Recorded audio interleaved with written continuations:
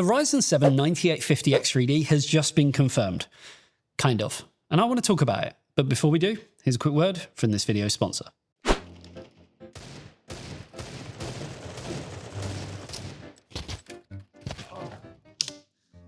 Doc, you gotta help me. I can't land a single shot. 1080p, 30 Hz. Andy, I'm afraid you're suffering from a severe case of suboptimal hardware. What? What you need is the Philips Evnia 27M2 N8500. 1440p, 360 Hz, display HDR True Black 400, lightning fast 0.03 millisecond response time, and a true 10-bit QD OLED display. You'll be popping headshots in no time. It's beautiful. Let's see how I do.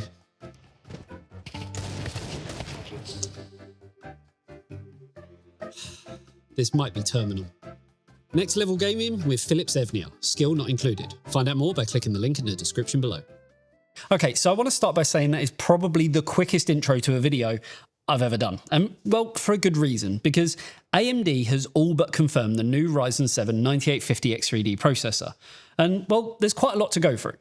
Firstly, if you're an enthusiast, you've probably been watching this thinking, well, Andy, AMD haven't announced anything. And you would be right, as they haven't officially, but also on the flip side, they officially kind of have, as the new Ryzen 7 9850X3D has been spotted on AMD's driver website.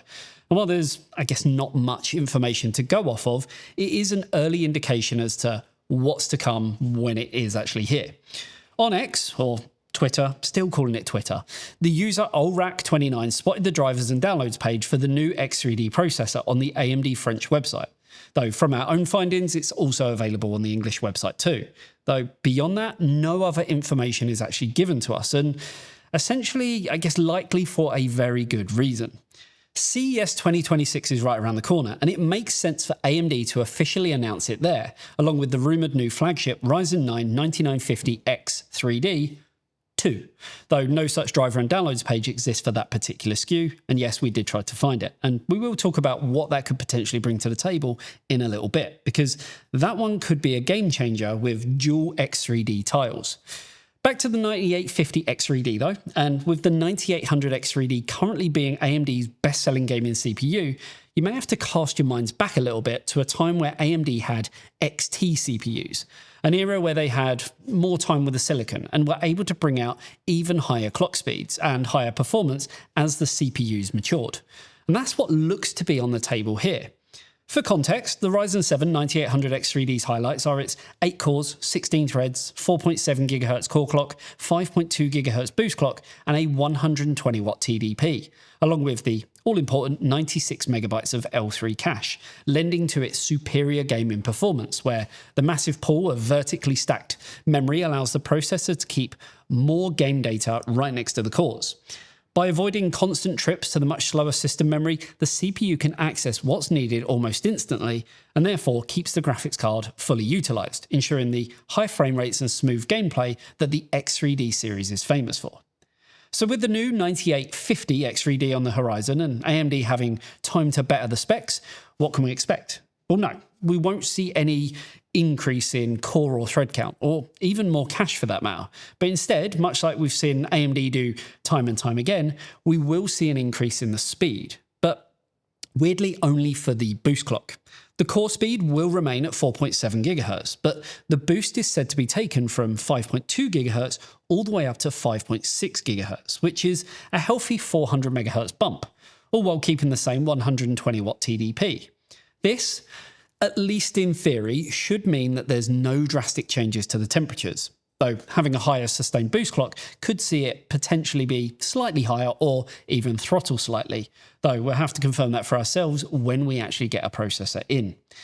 What this should mean for gaming performance is that we kind of finally bridge that gap between cache and frequency.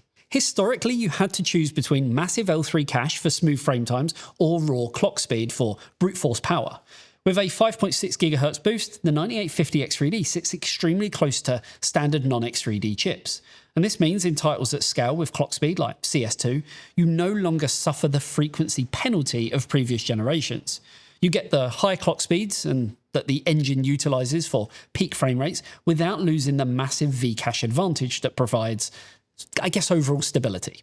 For AAA titles, this is crucial, as we often see these games struggling not with average frame rates, but with consistency. The 3D Vcache raises the floor of your performance, smoothing out those 1% lows, while the increased 5.6 GHz frequency raises the ceiling. It effectively removes the trade-off that we used to have to make, ensuring that even in unoptimized titles, the GPU is kept fed and the experience remains fluid. But let's try to talk numbers, because that's what we're all here for. While we don't have the chip in our hands just yet, we are able to see what this silicon can do at these speeds. Geekbench runs at the 9800X3D overclocked to 5.6 GHz, which is effectively what the 9850X3D is right out of the box, shows it performing up to 10% faster than a stock 9800X3D in this synthetic test. Now, in the real world of gaming, synthetic benchmarks rarely translate one-to-one. However, a 400 MHz clock speed increase represents roughly an 8% raw frequency bump. In titles that are purely CPU bound, like Valorant or Factorio, we could be looking at a tangible 5 to 10% uplift over the standard 9800X3D. That might sound modest on paper, but when you're already sitting at the top of the leaderboard, extending that lead by another 10% is basically AMD doing a victory lap. Obviously, if you're running a 9800X3D, I'd never advise you to upgrade to this, unless you, frankly, have money to burn, and instead just overclock your current chip. Though, of course, results may vary, or you might just not be comfortable pushing your CPU or have the knowledge to do so in the first place. This chip is instead for those who were maybe looking to upgrade to a 9800X3D, though of course we don't know whether this chip will run side by side in the retail world, or more than likely if the 9800X3D will just cease to exist as the 9850X3D takes its place to grab those all-important headlines. Now, for those of you where 8 cores simply just isn't enough, that's where things get really interesting. We're also hearing very loud whispers about a new flagship, the Ryzen 9 9950X3D 2. Now, the naming convention is a bit of a mouthful, but that suffix, the 2, is significant because it looks set to address the biggest complaint that enthusiasts have had with high-end X3D chips in the past. In terms of the specs, the rumoured numbers are interesting because this one will feature the same 16 cores, 32 threads as we find on the 9950X3D, and the 4.3 GHz frequency stays the same. But the boost clock, which currently sits at 5.7 GHz, will be held back to 5.6. And the TDP increases from 170 watts to 200 watts. And this really is done to make way for that extra Vcache on top of the other CCD. To give you a short history lesson, previously on chips like the 7950X3D and 9950X3D, only one of the two compute dies feature the Vcache. This created a bit of a scheduling nightmare where the operating system had to rely on the Xbox game bar to park the non-Vcache cores while gaming. It worked mostly, but it wasn't elegant, and sometimes games would actually end up on the wrong cores, costing you overall performance. With the 9950X3D2, all rumours point to AMD finally implementing Vcache across both CCDs. This would give us a staggering amount of total L3 cache, likely hitting 192 megabytes, but more importantly, it solves the scheduling issue entirely. You wouldn't need to worry about core parking or software quirks, you'd simply get maximum gaming performance across all 16 cores. It effectively becomes the have your cake and eat it processor for heavy workstation tasks, and then high-end gaming without that compromise that we've seen before. Sure, you lose 100 MHz in terms of frequency, but that should be more than made up by the extra cache sitting above the second CCD. As for what this actually means for raw performance numbers, well, we don't know because, well, this has never been done before. Logic dictates that this should be the ultimate do-it-all CPU, offering workstation-class multi-threaded performance alongside top-tier gaming frame rates without the OS having to juggle threads like a circus act. However, doubling the cache also means doubling the thermal insulation on those cores, so while performance should be astronomical, keeping this beast cool might be the real challenge. But yeah, if they pull it off, we aren't just looking at a new flagship, we're looking at a completely new tier of performance. For gaming, things could get interesting. If we look at pure average frame rates, don't expect miracles over the 9950X3D or even the 9800X3D, as most games still don't scale beyond 8 cores. So having 16 of them with cache won't magically double your FPS.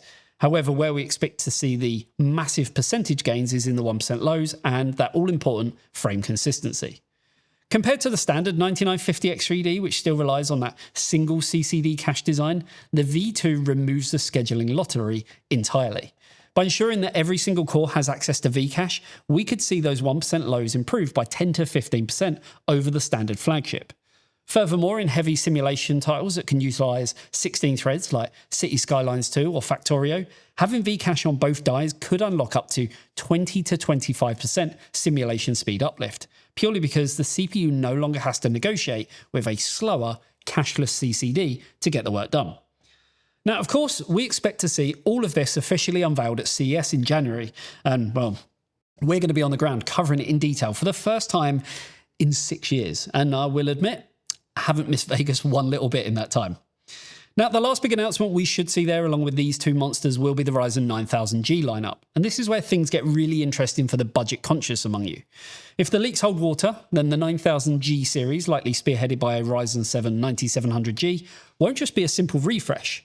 We're expecting these to finally bring the RDNA 3.5 graphics architecture to the desktop AM5 socket. Why does that matter though?